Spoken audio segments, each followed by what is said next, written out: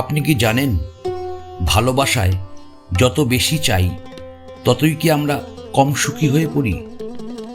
আজ এমন এক দার্শনিকের কথা বলবো, যিনি 2000 বছর আগেই বলে গেছেন, অল্পে যে সন্তুষ্ট নয় সে কোনো কিছুর মধ্যেই সন্তুষ্ট নয়। ভালোবাসা মানেই কি বড় উপহার, দামি রেস্টুরেন্ট, নাকি সোশ্যাল মিডিয়ার নিখুঁত ছবি, নাকি ভালোবাসার আসল মানে অন্য কোথাও লুকিয়ে আছে? আজ আমরা কথা বলবো এপিকিউরাস, এক প্রাচীন গ্রিক দার্শনিকের দর্শন নিয়ে, যিনি আমাদের শেখান ভালোবাসা বন্ধুত্ব আর সম্পর্কের সবচেয়ে সহজ কিন্তু গভীর সত্য। এপিকিউরাস বলেছিলেন, he who is not satisfied with a little is satisfied with nothing. এই কথাটা শুধু জীবনের জন্য নয়, ভালোবাসার জন্য ভীষণ সত্য। যদি আপনি সবসময় ভাবেন আরেকটু বেশি সময় দিক, আরেকটু বেশি ভালোবাসুক, আরেকটু নিখুঁত হোক, তাহলে যা আছে তার আনন্দটাই হারিয়ে যায়।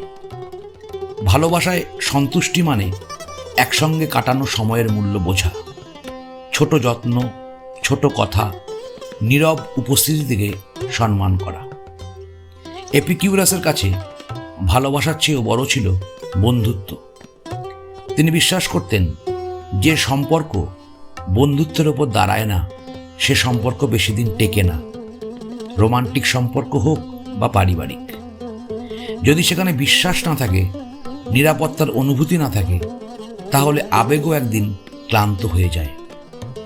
এপিকিউরাস বলতেন, সবচেয়ে বড় সুখ হলো এই বিশ্বাস, কঠিন সময়ে কেউ একজন আমার পাশে আছে। এপিকিউরাস সতর্ক করেছিলেন, অতিরিক্ত আকাঙ্ক্ষা আর ঈর্ষা ভালোবাসার সবচেয়ে বড় শত্রু।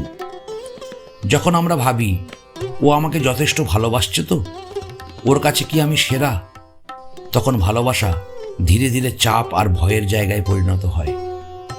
এপিকিউরাস বলতেন, শান্ত মনেই সত্যিকারের ভালোবাসা জন্মায়। মনোযোগ দিয়ে শোনা, বোঝার চেষ্টা করা, এগুলোই সম্পর্ককে গভীর করে। একসাথে চা খাওয়া, একটি সাধারণ হাঁটা, নীরবে পাশাপাশি বসে থাকা। এপিকিউরাস বলতেন, এই ছোট্ট মুহূর্তগুলোই ভালোবাসার আসল সম্পদ। ভালোবাসা কখনোই ধন সম্পদ বা জাঁকজমকের মাপে হয় না, হয় অনুভূতির গভীরতায়, মন থেকে মন ছুঁয়ে যাওয়ায়। আজকের যুগে যেখানে ভালোবাসা মাপা হয় লাইক, কমেন্ট আর উপহারে, সেখানে এপিকিউরাস আমাদের মনে করিয়ে দেন, কম চাওয়াই বেশি সুখ।